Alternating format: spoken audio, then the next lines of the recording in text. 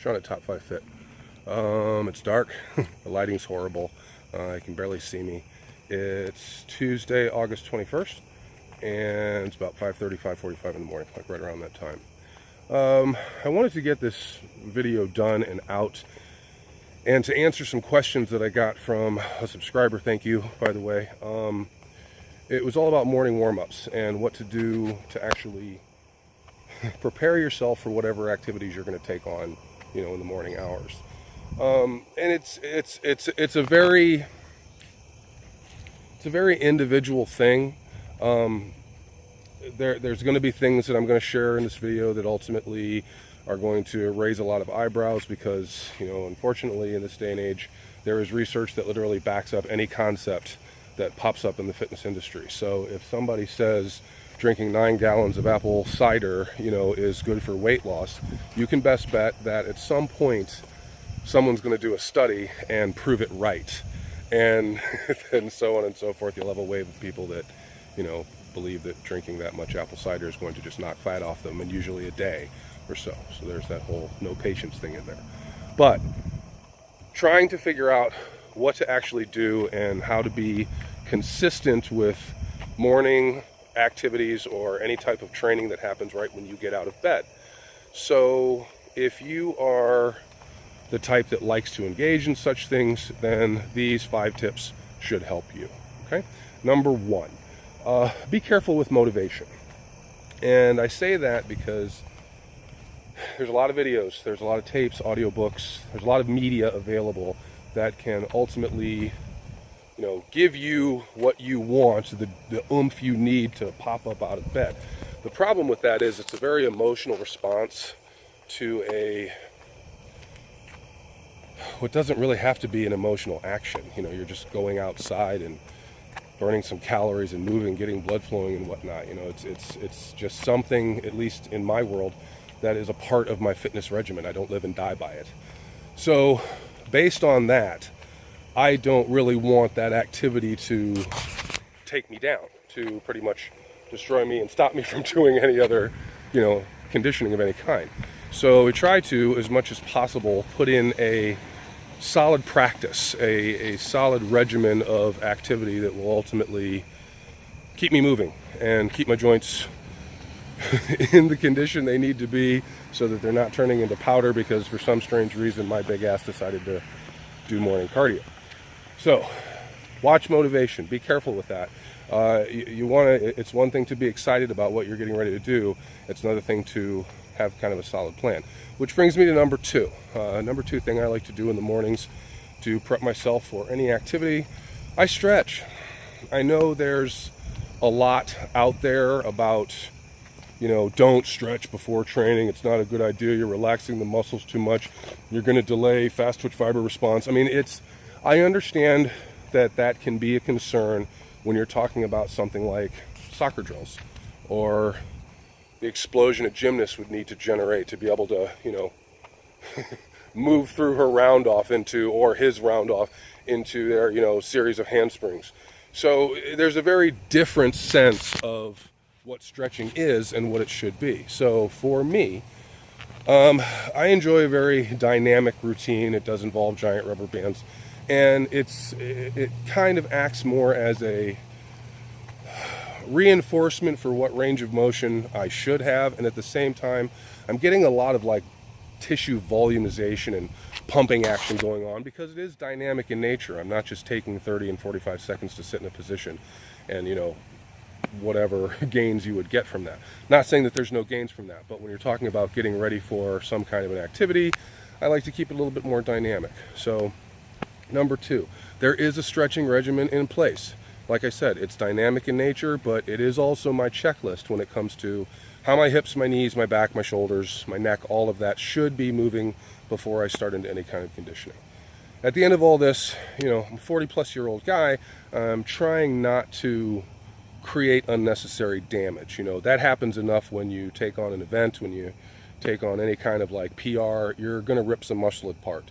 And your ability to bounce back from that is kind of paramount once you actually break a certain age range. So solid stretching, dynamic stretching routine, number 2. Number 3, water.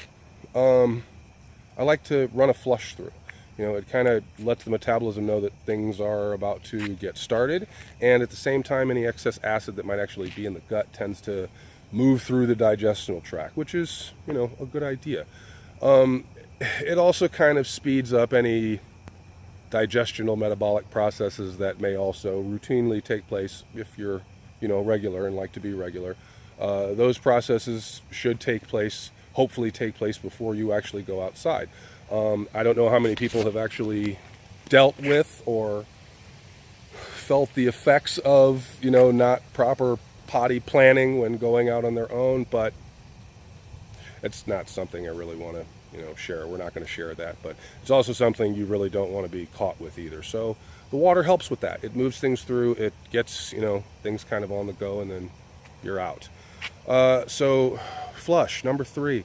Run some water through. And it, by the way, that's at the point where if you want to throw a little lemon in, a little lime, a little apple cider vinegar, something like that, do it. Because the idea is you're actually, at least in my opinion, you are starting your digestive tract for that day. You know, that's, you're kind of setting the tone for how you're going to be moving things through your body. So, you know, run a glass of water or 2 through there. And again, that's an individual thing. Don't drink so much that you've got like bubble guts and gurgling when you're moving or when you're riding or whatever. But, you know, you want enough to kind of just, like I said, get the process moving. So, number 3, have some water. Number 4, this is kind of a no-brainer. Well, at least to me, it's a no-brainer because I'm, like I said, I 15, 20 plus years in the business, and I take for granted a lot of times that things just kind of come very naturally, and I've been doing things for so long that there's no longer thought behind them. So it amazes me that this is not part of people's routines. You know, it's especially when the excuse of I don't have time or I can't get things done comes into play. Pre-plan your mornings. Like, have your clothes set out, have your, you know, any type of tracking gear. If you've got a Garmin, if you've got any type of GPS system or whatever that is following you, monitoring you, have it ready to go, have it charged, have all that stuff set out. There's nothing wrong with that. And by the way, it's going to cut down on the amount of time it takes you to actually prep and get out the door. If everything is sitting in a neat little pile and you just reach for it, then you're ready to go. I'm huge on planning. I like to try to make sure that that's a big part of everything that I get done. In a given day, I like to think that I can cover more activities than most normal humans. You know, that's kind of the goal, is what are you actually producing? But, you know, that doesn't happen without a sound plan and an understanding of how long it takes to get each thing to do, you know, get each thing done. So have a plan, have your stuff ready to go, have it sitting out. You know, have the glass sitting up underneath the water dispenser. You know, take that extra step out that it actually takes to even go and, you know, get that part of the morning going. You know, at the same time, if you have to feed a fish tank, you know, because of course I have a fish tank. If you have to, you know, spot feed corals, if you have to, you know, prep out a raw diet for your puppy, if you have to do all these things, you know, stage, plan, have that stuff ready to go so that you're not chewing up precious time, especially when you're talking about before work. You want to kind of make sure you've got that stuff ready to go, or else next thing you know, an hour time outside turns into 30 minutes because you were dawdling, and we want to avoid that. So have a plan, have your stuff ready to go, have it sitting out. Number 5, and this is, you know, and a lot of this stuff is not, I try to put it into some kind of, I guess, an order that you can understand, but at the same time, there's things that will, you know, maybe work better for you in your world, in your situation. So don't feel like this is set in stone. All of this, you know, can be flopped around and, you know, I guess fashioned in a way that actually suits you. And that's the whole point. That's why I say training that fits your life. You know, everybody's situation is completely different. You know, some people have family, some people don't. You know, some people own gyms, some people don't. You know, I mean, you've got all of these factors that ultimately, you know, matter when it comes to whether or not you can actually get this stuff accomplished. So I'm never once going to say that if you're not doing something this way, you're wrong. You know, it's a matter of the program works, and if it works for you, then let's keep it working. And that's how that has to be. So number 5, kind of a big deal. And again, it's something that just kind of comes very, very naturally to me. Projects.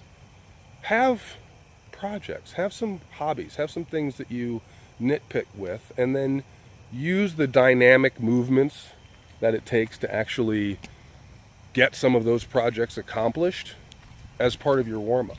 So I like to make wine. I like to play with fish tanks. That usually involves moving 5-gallon jugs of water consistently. And, you know, I try to make sure that my back is in a good position, I'm in a good squatting position, and knees are over top of the toes, like all that good stuff I try to make sure is in place. But at the end of the day, I'm moving weight in the morning. And I'm actually doing something that is prepping me for going outside. Cheapy. So, you know, if it's time, if I've got to do a little window scraping or something on my tank, or if I want to give my dog a bath, or if I want to, you know, organize a little bit in the garage, like that's when I take a couple of minutes to do that stuff. And I say a couple of minutes, you know, again, you're trying really hard not to. Raining. But that's okay. I like the rain. You're trying not to get engrossed in something that ultimately is going to suck away time from the goal, which is you getting outside and burning some calories. But one of the most common excuses about not being able to... Cars always look at me so funny because I'm walking around in the dark with the phone up in the air. But one of the most common excuses that everybody gives is they don't have time.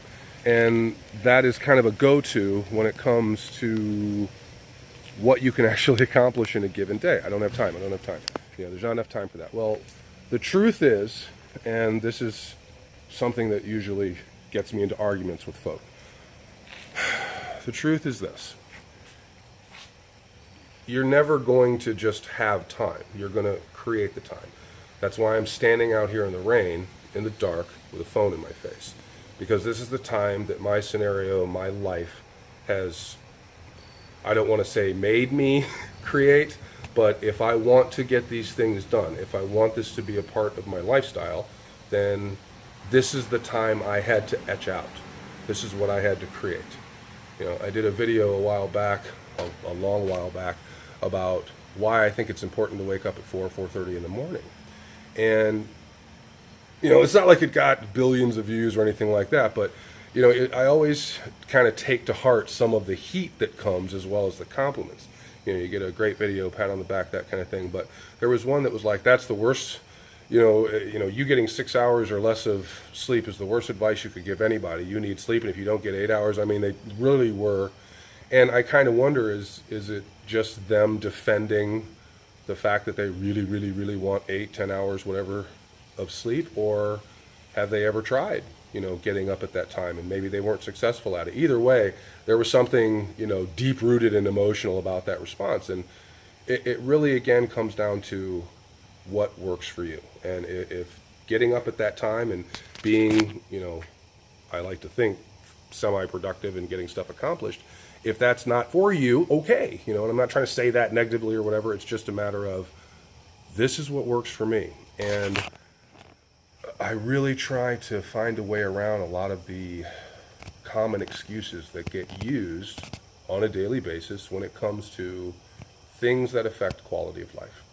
So if you want to get something done, if you want to have hobbies, if you want to have things that enrich your existence, I guess, you have to have time in order to do them. So that's something you're going to create. That's something that, you're going to do or not do, but that's, completely up to you. All right, I'm off the soapbox. There's enough of that bullshit. Hopefully this helped you out. Again, trying to be a little bit more diligent about this. And, and I'm going to get into a video at some point because I do have a slight background. I don't want to say slight background. I took a couple of courses in college, but they were electives, and they were electives that not a lot of people, the classes were very small, especially considering that, Kent State was not a very small university. So, it was amazing how many people in the athletic training department, did not think about taking or adding this to their, now again, I'm also talking one semester, and, I don't know what the semester before or after was like, but my class was very small, and it was a sports psychology class. And it basically talked about why people do what they do, and, some of the mental reasons and emotional reasons, cognitive reasons, why people engage in the sports that they do and why they engage in the habits, surrounding those sports. So that's something that has always kind of been an important, I guess, factor to me, and I'm going to have to start expressing that a little bit more, as well, where that fits in, because unfortunately, whether you like it or not, if the mind's not involved, you're not going to get a thing done. So thanks again for watching. Don't forget to like and subscribe. Make sure you hit that notification button, so you know when a new video pops out. And again, shoot questions if you have any, if there's anything on the mind that, I don't want to say you're struggling with, but you just kind of want to chat about or shoot the shit about, feel free to throw it out there. The whole point is opening up good communication lines and making sure that the information is, getting out there. That's kind of what matters. So thanks again. Have a great day. Have a great morning. And we'll see you soon.